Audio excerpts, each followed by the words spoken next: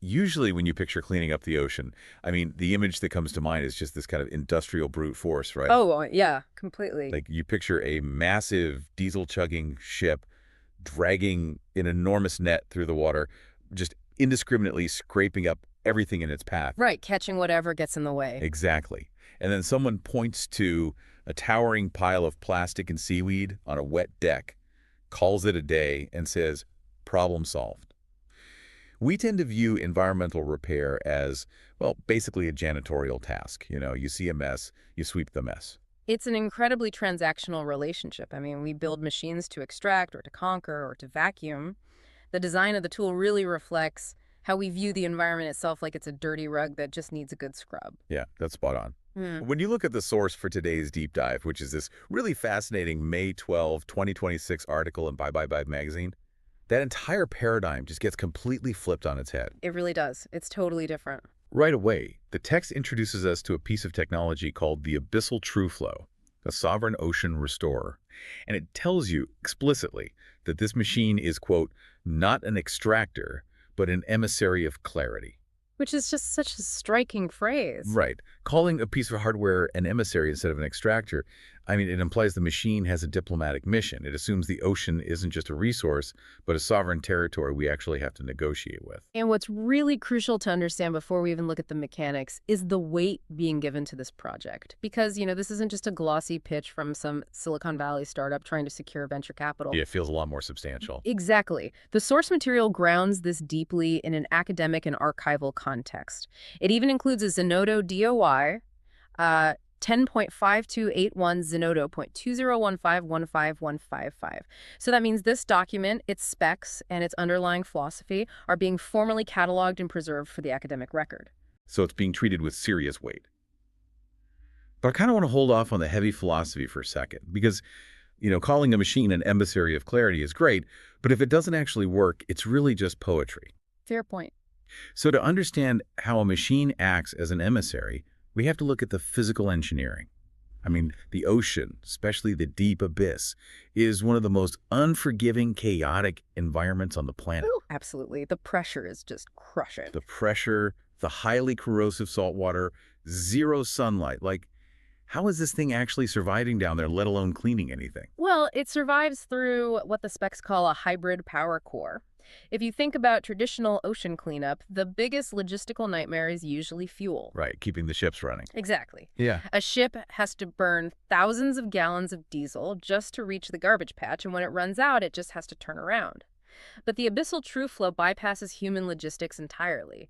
It uses a fuel cell and battery hybrid system as its baseline, but that core is constantly augmented by environmental inputs. Wait, environmental inputs like what? Like solar, wind, and wave power. Okay, so if it's operating in the deep ocean rift, the solar and wind components must mean it has a surface presence, right? Like a buoy or maybe a mothership that floats up top, harvesting energy from the sun and the weather, and then beaming or cabling that power down to the actual restorer in the abyss. Yeah, that's the most logical mechanical interpretation. And the inclusion of wave power is just brilliant because the ocean is literally never still. Always moving. Always. So the kinetic energy of the currents, the literal friction of the water moving against the machine, can be converted into electrical power to keep that fuel cell charged. Oh, wow. So that creates a closed loop. It's pulling energy directly from the very environment it's trying to heal. Precisely. And because it generates its own power through these inputs, I guess it doesn't need to be tethered to a ship. It doesn't need a crew to come out and refuel it every 2 weeks. Right, which grants the machine energetic sovereignty. And that untethered sovereignty is really the foundation of its entire operation. Because it doesn't have a human crew dictating a strict linear path, it can act dynamically. Okay. And that leads us to how it actually interfaces with the contamination. The text outlines the deployment of what it calls a micro ROV swarm. ROV being remote operated vehicle. Exactly. So instead of that massive indiscriminate net we talked about earlier, it's using a swarm of tiny submersibles. Which makes sense, because if you drag a net, you're inevitably dealing with bycatch. You want the plastic, but you also scoop up sea turtles, dolphins, vital plankton ecosystems. It's the definition of ecological collateral damage. Right, it's a disaster. So to avoid that collateral damage, the Abyssal TrueFlow relies on hotspot mapping and precision debris collection through this swarm. But wait, how do you map a hotspot in total darkness? I mean, they can't be using optical cameras if they're in the abyss. No, definitely not. They'd have to use microacoustic pings like sonar or maybe even chemical sensors, right? Because as microplastics and industrial debris break down under ocean pressure, they actually emit specific chemical signatures. Yeah, the swarm would effectively sniff out the degradation.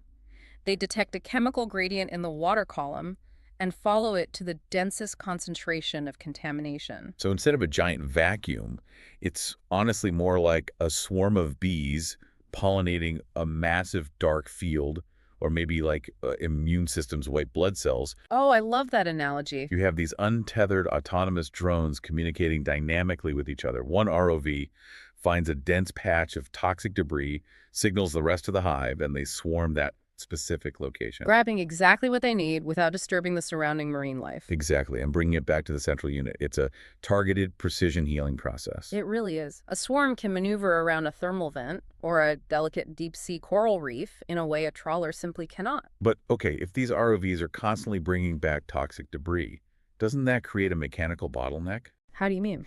Well, you're concentrating all this contamination inside the main unit. You can't just squeeze the plastic out and spit the raw water back into the ocean, because that water is going to be incredibly toxic. There has to be a filtration bottleneck to handle the runoff. There is. And the designers call it the sovereign gate. The sovereign gate. Yeah. This is the final stage of the process before any water is returned to the abyss.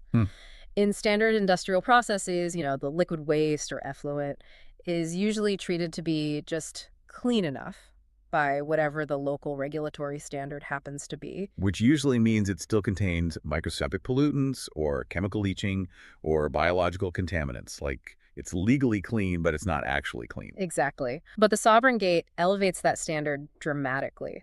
The specs actually detail the use of UV polish and telemetry to ensure the effluent is, quote, sovereign clean. Let's break down UV polish mechanically for a second. Yeah. Because ultraviolet light is a really powerful sterilizer used in high-end water treatment. Right. When water passes under intense UV light, the radiation actually penetrates the cellular walls of microscopic organisms, like invasive bacteria or toxic algae that might have been growing on the plastic debris. It basically destroys their DNA so they can't reproduce. So the system isn't just using a physical mesh to catch microplastics. The water passing back through the Sovereign Gate is biologically polished. You aren't accidentally dumping a concentrated slurry of mutant biofilms back into a pristine deep-sea ecosystem. Right. And the telemetry part of the spec means it's constantly transmitting data. It's mathematically proving the purity of the discharge in real time. It leaves the water fundamentally better than it found it. It ensures that the machine's interaction with the ocean is a net positive. It literally honors the sovereign borders of the abyss. Exact. I gotta be honest here, though, and maybe play the skeptic for a minute. Okay, go for it. Because we just spent the last few minutes talking about incredible pragmatic engineering. A hybrid-powered, untethered drone mothership with DNA-destroying UV filtration. That is a brilliant piece of technology. It is. But then I look at the creator and the language surrounding this, and it feels like we veer sharply into the absurd. Ah, you're referring to Dr. Melvin Sewell and his institute. Yes. The text introduces Dr. Melvin Sewell, M.Sc, Ph.D. He's the CEO of the studio, but his academic title is Academic Dean and Diagnostic Architect at the Cosmic University of Echo Rift Studies NIAX. Yeah, it's a mouthful. I read a title like Cosmic University of Echo Rift Studies NIAX, and I immediately think, is this just pretentious marketing jargon to justify a massive price tag? Sure, I can see why you'd think that. Like, is Dr. Sewell just writing sci-fi on company time? Why wrap a highly functional working piece of hardware in such intense cinematic lore? Does labeling a glorified water filter as mythic infrastructure actually provide any functional value? It's a completely fair skepticism, I really do get it. But the framing is actually the core of what Dr. Sewell is attempting to achieve here. If you look at the sovereign diagnostic disclaimer attached to the project, it explicitly addresses this. Okay, what does it say? The disclaimer insists these creations are authored as mythic infrastructure, cinematic indictment, and sovereign broadcast. Cinematic indictment. So he's treating the machine itself as a critique of something else. Yes. The text explains that his interpretations, glyphs, and collapse protocols are used purely as diagnostic tools to expose, quote, ritualized containment, actor convergence, and systemic erosion. Let's translate that into plain English. Yeah. Systemic erosion and ritualized containment. That sounds like a diagnosis of society, not a diagnosis of the ocean. Because it is. Think about how human beings currently organize themselves around ecological crises. We pollute a habitat, a government agency issues a fine, a corporation does a bare minimum legally mandated cleanup, and then we just pollute it again. It's a ritual. It is a ritual. It is a highly bureaucratic, deeply entrenched cycle of systemic erosion. Dr. Sewell is arguing that our standard approach to ecology has fundamentally failed because our underlying narrative is broken. I see where this is going. If we view the ocean as a resource to be managed by bureaucrats, we get industrial vacuums and toxic runoff. The tools we build reflect our underlying philosophy. Exactly. So by calling this machine an indictment, Dr. Sewell is basically saying the very existence of this beautiful, philosophically driven, sovereign machine highlights how ugly and uninspired our current environmental systems are. Precisely. And this is where we have to highlight the strict neutrality of the project, which the disclaimer makes incredibly explicit. And just to be clear to you listening, we're completely neutral here too. We're just reporting what's in the text. Right, exactly. But the text states that this site, the Echo Rift films, the magazine posts, all of it is entirely unaffiliated with any government, any political party, any intelligence agency, or any activist group. Which is incredibly rare in the environmental space. Okay. Usually, ecological technology is immediately co-opted by a political faction or some activist organization. But Dr. Sewell is refusing to let the Abyssal TrueFlow be weaponized for traditional politics. It's a complete rejection of those labels. He uses collapse protocols and mythic infrastructure to measure the flaws in our systems without taking a political side at all. The machine isn't left-wing or right-wing. It is a sovereign entity pursuing sovereign balance. It operates outside human politics entirely. Wow. So the machine is diagnosing the ocean's physical health, but the mythology surrounding the machine is diagnosing humanity's psychological health. That's a great way to put it. That actually completely answers my skepticism. It's not marketing jargon. It's a deliberate attempt to force us to look at technology differently. And that blending of physical repair and cinematic narrative is tied directly into the lore provided at the end of the text. Yes, the source material includes a copyrighted fragment from the Echo Rift archive, dated 2025.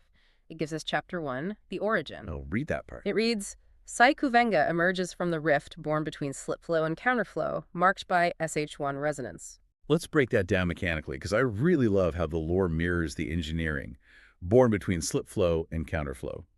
We talked about the physical environment of the deep ocean earlier.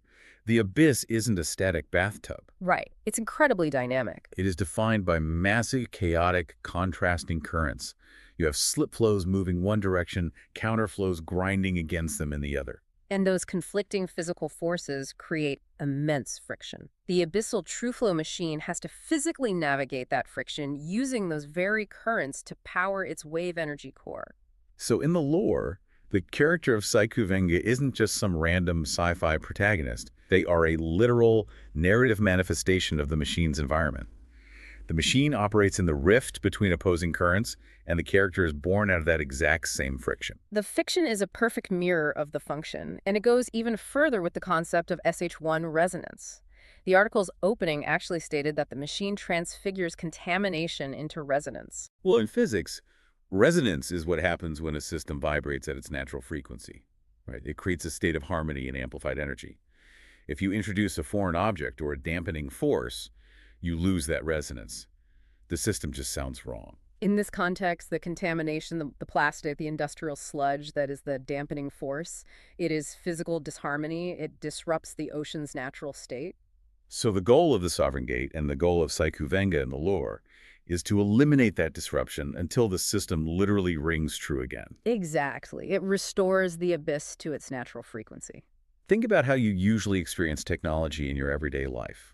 I mean, you buy a new smartphone or a high-end water filter or a car, you open the box, you pull out the device, and maybe you glance at a dry multi-language instruction manual before immediately tossing it into the recycling bin. Yeah, the relationship is entirely sterile. It's just a transaction. Exactly.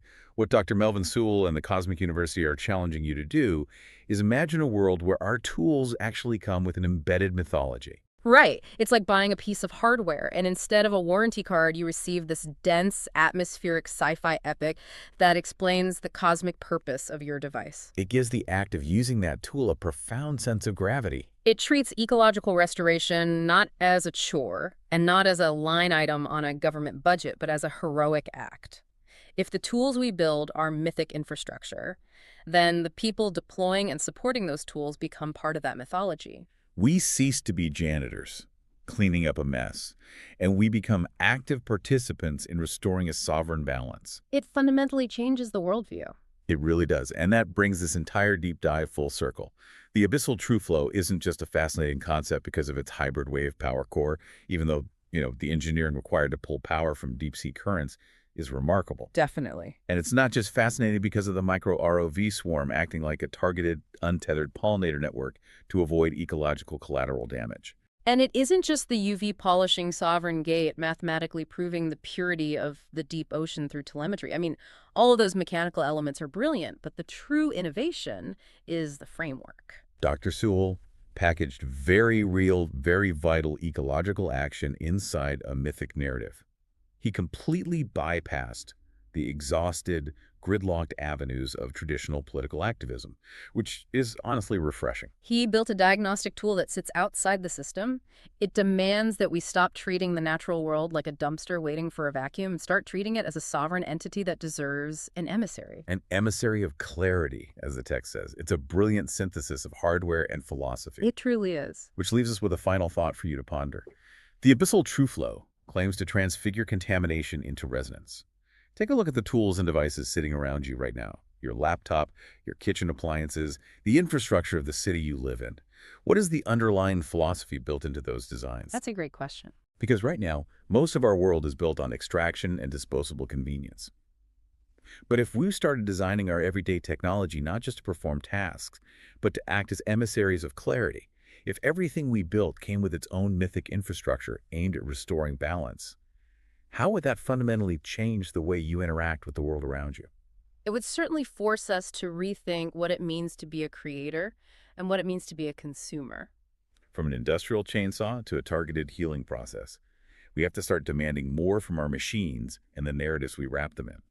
Thank you for joining us on this deep dive. Keep questioning the tools around you, keep looking for the deeper narrative, and keep seeking out the resonance in your own life.